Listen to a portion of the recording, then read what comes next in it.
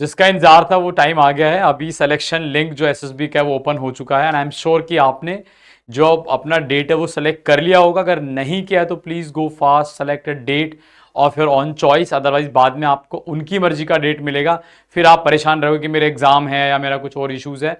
आपको जो comfortable date लगता है वो आप चूज कर सकते हैं।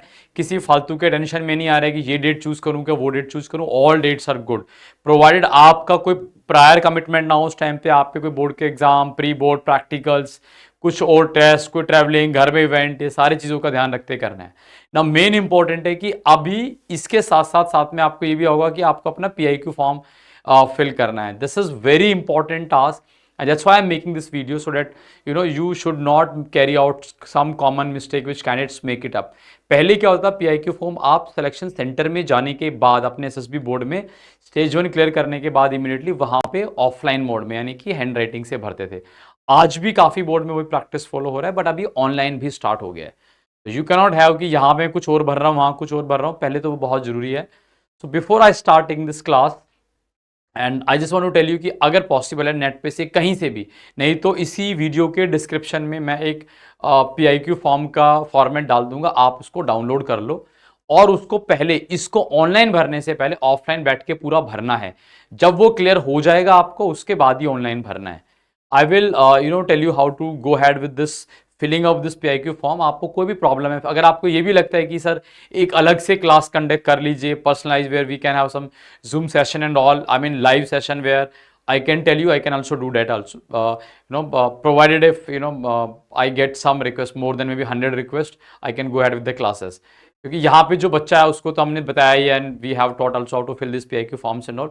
लेकिन ये बच्चा कई बार गलती करता है, काफ़ी से ब्लैंक छोड़ देता है या इसको एक एडिशनल वो टेक ऑन करता है, और ये बहुत ज़रूरी है। अगर आप इसको अपने SSB डेट से पहले नहीं भरोगे तो sometime there is a fear कि मैं डॉक्यूमेंट आउट तो नहीं हो जाऊंगा। सो बेटर है कि आप before you go to SSB you can fill it up. हाँ, ऐसा नहीं है कि इमीडिएटली पहले आप भर लो, पहले आप डेट सेलेक्ट कर लो, देन आराम से भरिए। When you look at this screen, यहाँ पे सब बेसिक डिटेल्स हैं। इसमें तो मुझे बताने की आपको जरूरत है नहीं। आपका मोबाइल नंबर, ईमेल एड्रेस तो will be there, registration date, candidate name as given in matriculation certificate, again यहाँ पे कोई गलती नहीं करना है, उसको ढंग से भरना है। Father's name again as given in matriculation certificate, it is very important. आपका जो 10th का सर्टिफिकेट है उसके हिसाब से ही आपको भरना है। काफ़ी बच्चों का अगर प्रॉब्लम होता है, जैसे हमारा आधार में कुछ और नाम में स्पेलिंग मिस्टेक हो गया, 10th में कुछ हो रहा है, तो आपको अगर चेंज कराना है तो आधार को टाइमली चेंज करा लो। ये नहीं वहाँ SSB में जा रहे हो फिर आपको लास्ट डे याद आ रहा है कि मेरा ये प्रॉब्लम है। It hardly take few days to get it corrected. अभी टाइम है, अभी भी करा लोगे तो आराम से हो जाएगा अगर कोई प्रॉब्लम है उसमें, लेकिन ये उसी के हिसाब से डालना है। देन आपका डेट ऑफ बर्थ आ गया, मदर्स नेम आ गया, gender, I think I don't need to teach you कि क्या है, मैरिटल स्टेटस, ऑफकोर्स अनमैरिड ही होंगे, अगर मैरिड होगे तो फिर इधर कोई एंट्री में अलाउड नहीं है आपको। सो दिस इज, इसमें कुछ बताने की जरूरत नहीं। यहाँ पे आपका ना जैसे ऐसे आएगा आपको एक यहाँ पे फिल PIQ फॉर्म, ये अभी this is of someone else candidate, तो उसका एंट्री दूसरा, बट ऐसे आप इस पर क्लिक करोगे, the moment you click on to this fill PIQ form and this will open and then you filling all these basic details in all. तो अभी now come back to this, which is actually PIQ form is this. The moment you click on to PIQ form, this thing which comes out. So this is selection board number and place. मतलब अगर आपने कौन सा board select किया है उसका number क्या है वो भी आपको पता लगाता है, और आपका जगह कौन सा है, इलाहाबाद है, जगह मतलब इलाहाबाद है या विशाखापट्टनम है, बैंगलोर है, भोपाल है, you fill it there. Entry type आपकी कौन सी एंट्री है, इंडिया उसमें वो आ जाएगा। एंट्री का नाम कौन सा है, entry basically there two things यहाँ पे, entry type and entry name, and आपका UPSC रोल नंबर है। Say for example UPSC roll number वही जो आपने NDA का रोल नंबर होगा। If I am talking about NDA, same goes to CDS। Entry name like NDA and entry type permanent commission, ये तो type of commission होता है। Entry type is जैसा ऑलरेडी फिल्ड आएगा। बेसिकली आप when you click on to this you will find this, वैसे UPSC non UPSC, तो आपके लिए तो UPSC होता है। व्हेन आई से UPSC इन द सेंस कि आप इस they are some direct entry जहाँ पे जैसे NCC हो गया या SSC टेक हो गया, which are non UPSC entry, जिनको UPSC कंडक्ट नहीं करा रहा है, तो उसमें है। तो UPSC मतलब आपका इधर जो NDA CDS UPSC, एंड यहाँ पे मतलब this is when you scroll it you will automatically get those options. इसमें I think you need not to fill anything, you just automatically it comes this one data. The important data which have to fill is your name, again father's name पहले भर दिया, mother's name, ये सब अपना आप ही है, ये सब सेलेक्ट करें। रिलीजन, मदर टंग, ठीक है। And marital status again unmarried है, ऑटोमेटिकली डाल दिया है because required. Height and weight ये नॉर्मल डालना है, देख सोच समझ के, ये नहीं कि कुछ भी फट्टे मार रहे हो। और ऐसा भी नहीं है अगर आपको लगता है कि आप थोड़े से मोटे हो और तब तक थोड़ा कम कर सकते हो अगले 1 महीने में 2 4 5 kg, तो वो आई think you can adjust accordingly. लेकिन ऐसा नहीं कर लिख दिया और यहाँ पे फिर करा नहीं है। Present occupation, I think in ND cases, most of you guys are student only. If someone is working or something, say home tutor or something, कई बार होता है बच्चे काफ़ी लोग ऐसी रिस्पॉन्सिबिलिटी लेते हैं। You can fill up all these details here. Monthly income, past monthly income, अभी ये पहले नहीं होता था, ये अभी आ गया है कि अगर किसी ने पहले पास्ट में कोई जॉब किया है, जनरली CDS वाली एंट्री के लिए जो नॉन UPSC उनमें काफ़ी रिलेवेंट है। आपके केसेस में ये इतना रिलेवेंट है नहीं। यू रियरली गेट कैंडिडेट जहाँ पे ये सब चीज़ है। अब हाँ, ये आ गया एज कास्ट तक, तो चलो आप अपना भर लोगे। The three things now you to keep in this thing in mind. एक तो मैक्सिमम रेजिडेंस है, यहाँ पे स्टेट है, यहाँ पे डिस्ट्रिक्ट है, यहाँ पे सिटी एंड टाउन है। So when you taken this offline, उसमें ये एक ही लाइन में लिखा होता है प्लेस ऑफ मैक्सिमम रेजिडेंस, और ऐसे कॉमा करके दिया होता है, यू नो, बस विलेज, सिटी या comma town, district and then state. तो वहां जब ऑफलाइन भरोगे ये सारा एक ही लाइन में आ रहा होगा। यहाँ पे इसके लिए अलग अलग कॉलम दे दिए गए हैं कि पहले आप अपना स्टेट सेलेक्ट कर लोगे, डिस्ट्रिक्ट सेलेक्ट कर लोगे, यहाँ पे फिर आपका जो गांव का नाम है। आई थिंक दिस यहाँ पे ऑप्शन नहीं देगा कि इतने सारे हैं, you can you know fill it up, खुद से लिख सकते हो कि क्या है। Thereafter approximate population of the place of maximum residence, यानी कि इसकी अप्रोक्स पॉपुलेशन क्या है, नेट से चेक कर लेना। और हम पॉपुलेशन आपके स्टेट डिस्ट्रिक्ट की बात नहीं कर रहे हैं, this is the place. When I say place of maximum residence, I am considering अगर आप सिटी से हैं, आप किसी विलेज से हैं, तो उसका जो पॉपुलेशन है that you have to write it up. ये इसमें कंफ्यूजन नहीं होना है कि यार मेरे को किसका डालना है, स्टेट का डालना है कि डिस्ट्रिक्ट का डालना है, रेजिडेंस का।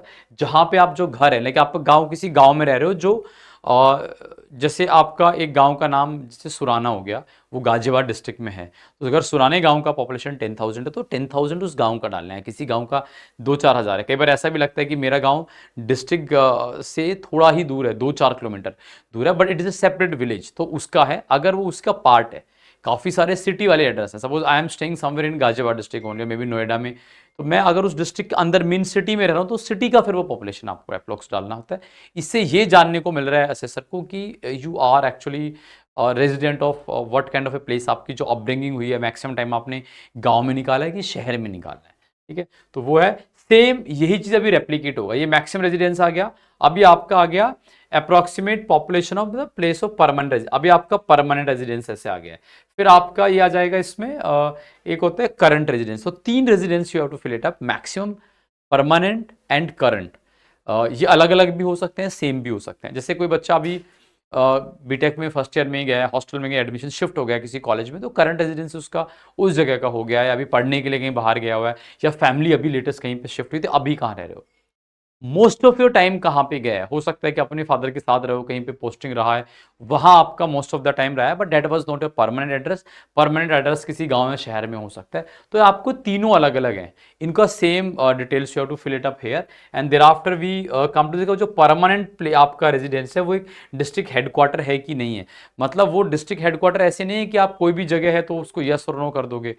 आपका डिस्ट्रिक्ट यानी कि से फॉर एग्जांपल, अगेन मैं गाजियाबाद वाला एग्जांपल पहले देता हूं, उसी को रिपीट करता हूं।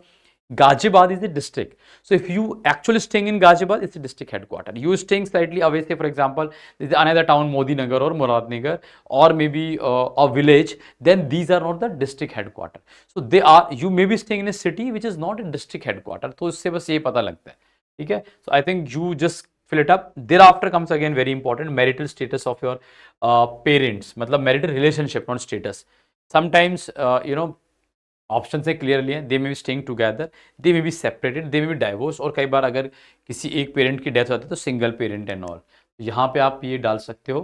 एंड अगर वो डाल दिया तो उसके बाद आपका is your you know mother and father में, if they alive yes, if not तो what your age could have been at that time. जब आप ये ऑफलाइन वाला फिल करोगे ना, आपको बहुत सारी क्लैरिटी अपने आप आ जाएगी। इसलिए I repeat again, it's very important first you fill, जो ऑफलाइन डाउनलोड करके उसका पूरा भरो, फिर यहाँ पे भरना बहुत आसान हो जाएगा ये। Then you have to fill this particulars of your parents, और यहाँ पे सारे लोगों का अलग अलग आपको डालना है। जैसे आके आप उसमें आता है आपके पेरेंट्स का, गार्जियंस का, गार्जियन जनरली सिमिलर सेम ही होते हैं। किसी किसी के केस में like your parents are staying outside somewhere, और मे be you are staying outside with somebody else and they are your guardian के ग्रैंड पेरेंट्स होते हैं, कोशिश तो ये रखना है कि भैया मतलब जनरली 99% केसेस में guardians and parents are same, तो यहाँ पे उन्हीं का आपको डिटेल भरना है।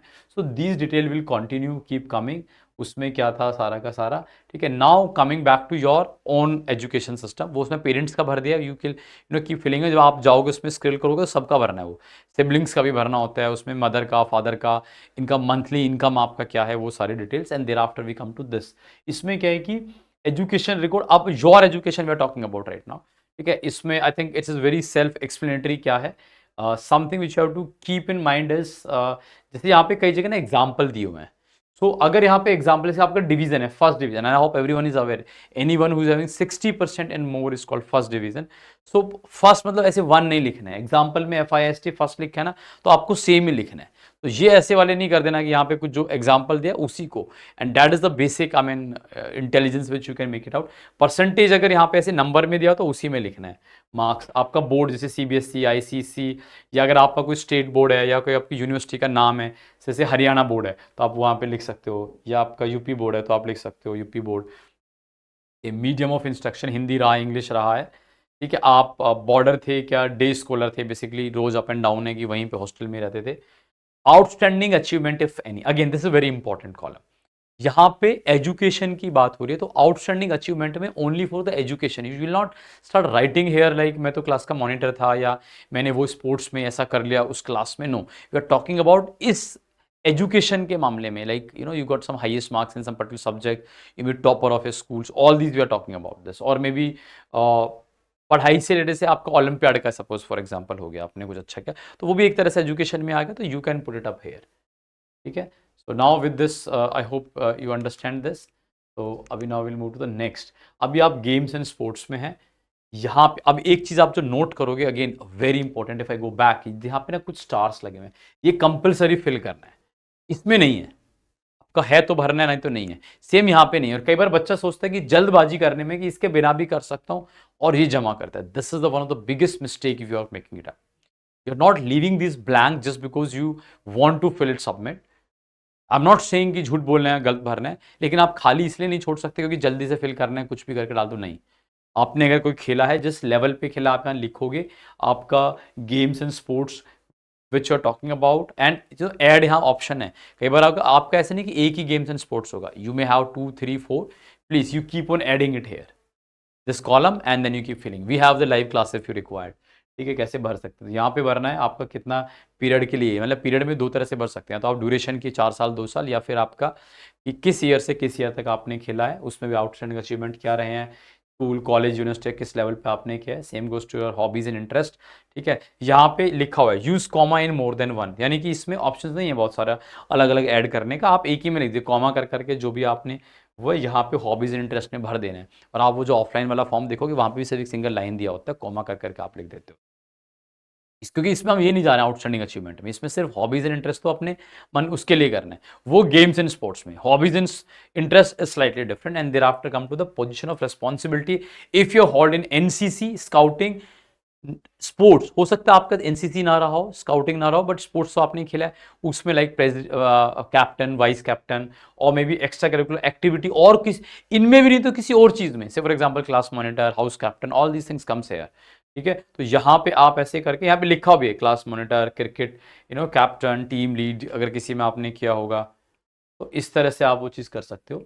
नाउ NCC ट्रेनिंग आपके पास था कि नहीं था, तो उससे पहले इस पे भी आ जाएंगे, एक्स्ट्रा करिकुलर एक्टिविटीज़ में भी है, एंड अगेन यहाँ पे भी स्टार नहीं लगे, इसमें भी ऐड का ऑप्शंस है, यानी कि इसमें अगर आपको एक से ज़्यादा है तो आप वो अलग अलग करके दिखाओगे, और somebody giving so much of you know leverage to these thinking, मतलब ये एक तरह से कि यहाँ पे ऐड का ऑप्शन भी है, and I'm expecting to fill it up, so मतलब इसका वैल्यू है, do not take it so lightly, तो इसको बड़े ढंग से आपको भरना है, आपने किस किस में क्या है, आपका आउटस्टैंडिंग अचीवमेंट क्या है, ड्यूरेशन ऑफ पार्टिसिपेशन, और बहुत सिंपल है, आपको बैठ के सोचने का जरूरत है पहले।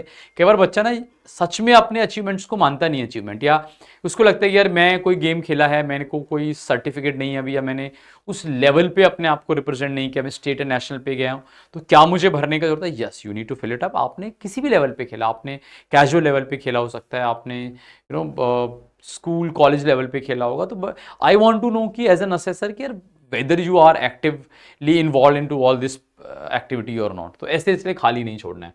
Now come back to this some details of NCC, कि आपका एनसीसी में एनसीसी थी कि नहीं थी। इफ़ यस देन आपके बाकी डिटेल रहे होंगे, यहाँ पे नो क्लिक कर दिया है तो इसके कारण बाकी चीज़ नहीं आ रहा है। अगर आपके पास है तो इसमें फिर और डिटेल आएगा, आपके पास कौन सा सर्टिफिकेट है, कितने साल आपने एनसीसी किया, कौन सा विंग था, आर्मी नेवी एयरफोर्स, ये सारे डिटेल आपको यहाँ पे भरने पड़ते हैं।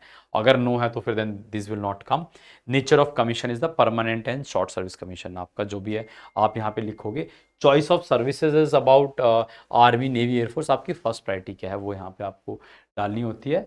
And then number of chance availed for commission in all four services. All four service generally graduate entry के लिए होता है, क्योंकि वहाँ पे कोस्ट गार्ड भी आ गया, इसलिए ऑल फोर दे दिया है, army navy air force and the coast guard. अगर आप and number of chance availed का मतलब ये नहीं कि आपने रिटर्न कितना दिया, आपने एसएसबी कितने अटेम्प्ट किए। तो इफ़ यू हैव अटेम्प्टेड 1 और 2 और 3 एसएसबी, वो आपने लिखना है। अगर आपने एक भी नहीं किया है तो it will come 0 here. I hope you understand it completely. इसके बावजूद भी it may also be there that आपको बहुत सारी डाउट्स क्वेरीज हो सकती हैं। Feel free to write down in the comment box, and if you want actually live classes, तो but for the live class I need at least 100 different requests. If the requests are more than 100, I'll surely conduct a live Zoom session, irrespective whether you're a student of LWS or not. It doesn't matter. We'll give a link to everyone and everyone can join these classes. If finally it is about, you should get benefit from this. See you then. Jai Hind, Jai Bharat.